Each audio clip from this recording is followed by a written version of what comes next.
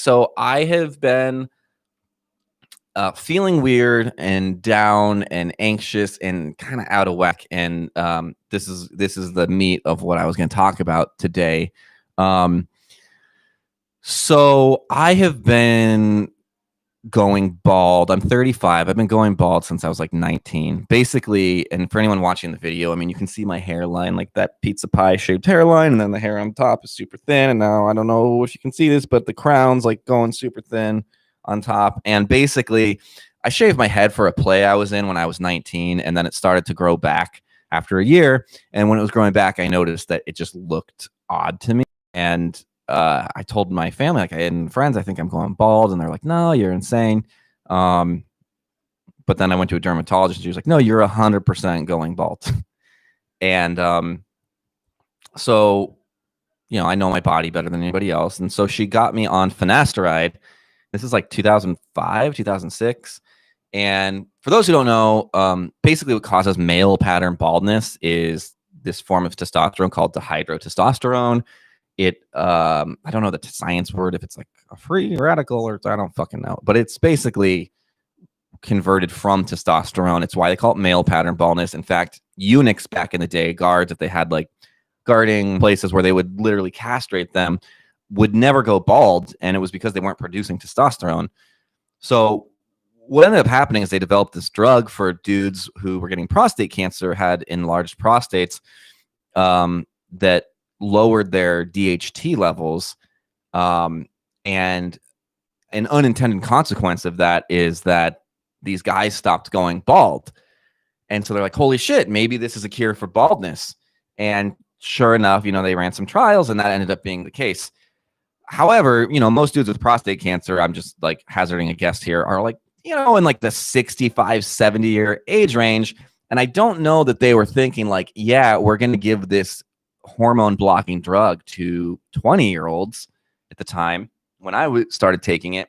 And DHT plays a very significant role. It's a male sex hormone, and like a lot of the male characteristics you think of. So musculature, penis size, height, depth of voice, these kinds of things, plays a large, it contributes to largely, whatever. That'll come back later. So there are a lot of reported side effects, most commonly being like erection difficulties or, just like sexual dysfunction in general, ejaculation issues and so forth that have been reported. But at the time I was told it was like 1% to 2%.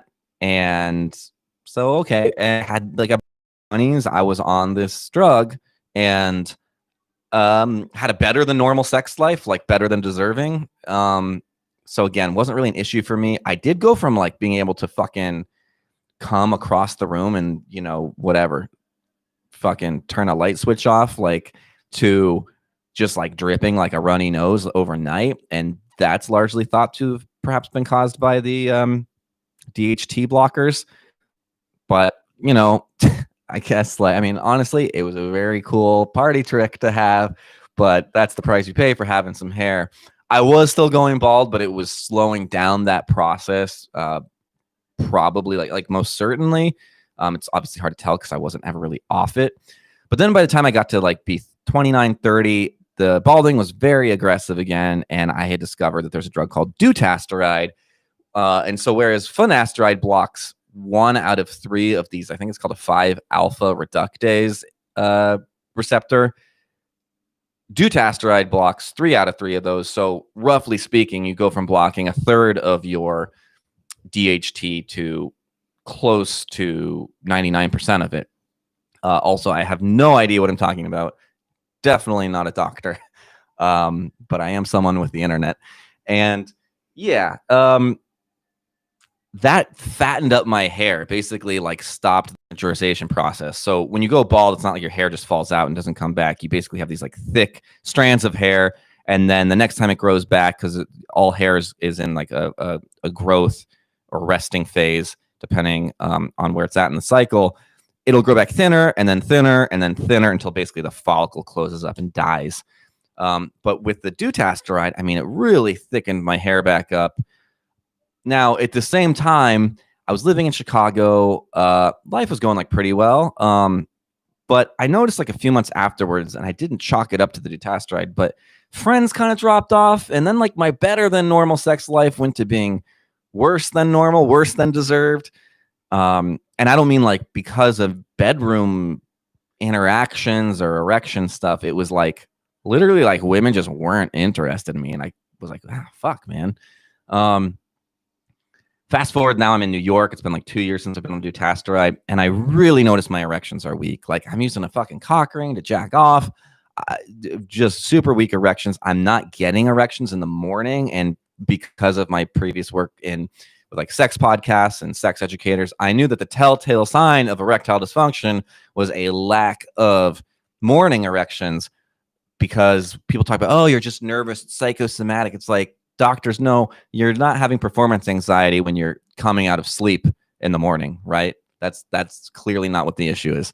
So that happened. And then I did some Googling and found out that, well, since 2005, at this point, we're in 2018, a lot of evidence has come out that there's more erectile dysfunction issues than initially reported. And it could be, as high as like 10%.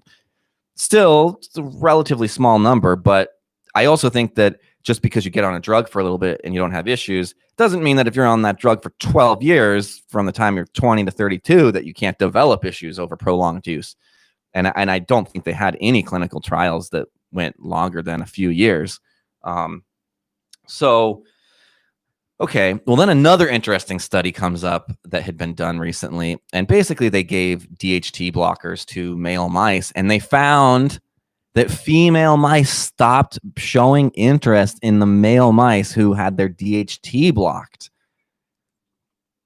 And if they had taken like liquid DHT and rubbed it on the mice, the women were interested again, but never quite as much as those who were naturally producing it. And I was like, holy shit. Am I in a giant fucking mouse experiment? And that's what my social interactions and my romantic interactions have been the last couple of years. Like I'm definitely having the erection issue. That's indisputable. So I don't want confirmation bias. I go to two doctors. I go to both an endocrinologist and a urologist, and they take my levels and they find out a few things.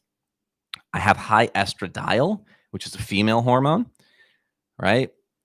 But I also have insane amounts of testosterone. I am in the 99th percentile for men with testosterone who are 21 years old, while at the time I was 32. But I learned that there's different kinds of testosterone. You have free testosterone versus available. And I hope I'm getting the terms correct in terms of which is which. But basically, I had a shit ton of free testosterone, but that free testosterone was not available for use. And as such, it was basically like these DHT blockers had created a dam because none of that testosterone was being converted to DHT, right? So the urologist said, why don't you just stop taking it? Like everyone goes bald. He was bald. And at the time, I had a nice, healthy head of hair, or, healthy-ish, but that was because of the fucking Dutasteride. But I said, I just want to try. So I went, and on April 6, 2018, I went cold turkey and I quit the DHT blockers. I stopped the Dutasteride. At that time, I wasn't drinking as well. It's like this thing I do at the beginning of every year. And I shit you not, I was at a bar writing on my computer, as I would do to pass the time, not drinking.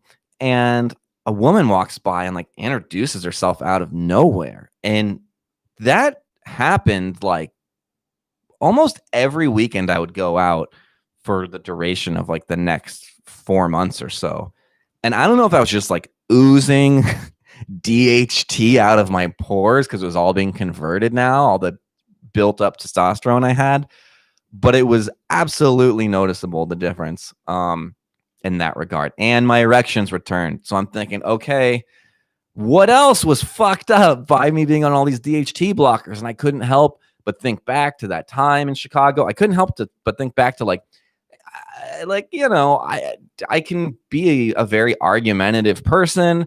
I can nitpick things. It's kind of where like the comedic persona comes from, like noticing the minutia and trying to see how things could be or should be in your view.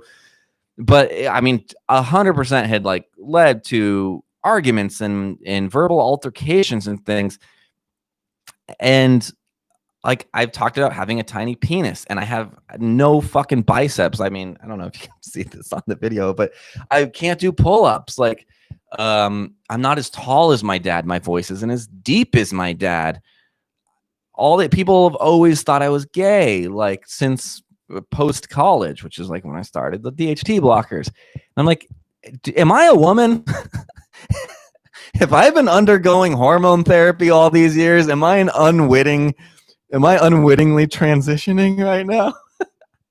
And I mean, I really couldn't help but ask these things because it might sound asinine or like, oh, come on, don't be ridiculous. But I don't think that 20-year-olds are supposed to have their developmental male sex hormones blocked when they're not a fully developed man yet. Like you're not done growing at that point. So who the fuck knows? So I basically was like, okay, I'm probably gonna have to shave my head in a couple years. But things were good for those first few months. And okay, is it getting thinner? I don't know. But this last year, it's definitely gotten thinner. And the last few months, super thin. Like I don't like you. Like I have a bald spot straight up on the top of my head. And it's just so thin in the front and wispy. And so I was like, fuck. And I decided I was going to try Finasteride again. I got on it. And whereas before the Finasteride didn't cause erection issues, that was the Dutasteride. The Finasteride has been, and I'm 35 now, so I'm definitely older, but like I didn't have these issues before it. And then like this girl I was seeing ghosted me like out of nowhere. This whole thing being down in Leipzig, like no explanation. It was super fucking weird. My housing fell through. I've felt foggy, like I can't learn German as well anymore. And again, that stuff could be in my head. The erection thing's not.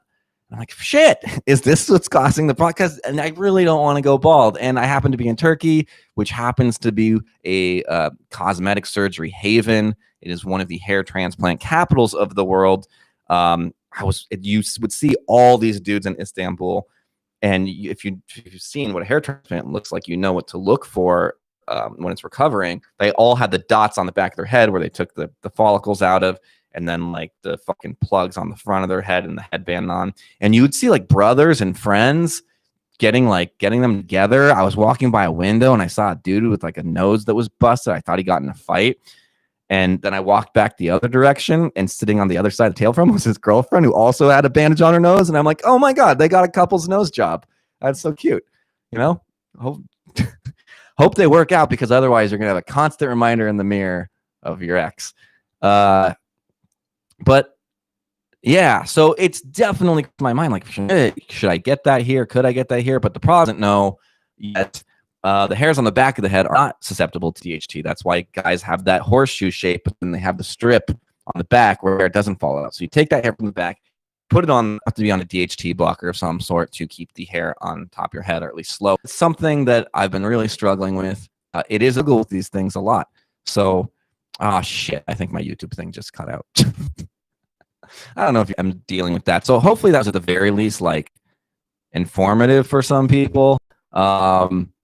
And this got so derailed, but I mean, seeing these technical issues on YouTube. You fucking Dwayne Johnson and Joe Rogan and every other jacked ass bald dude. That's not natural. Look at a before and after of The Rock. Like that is 100% steroids he's on of some fucking kind. So I guess I got to go that direction if I'm going to go bald, right?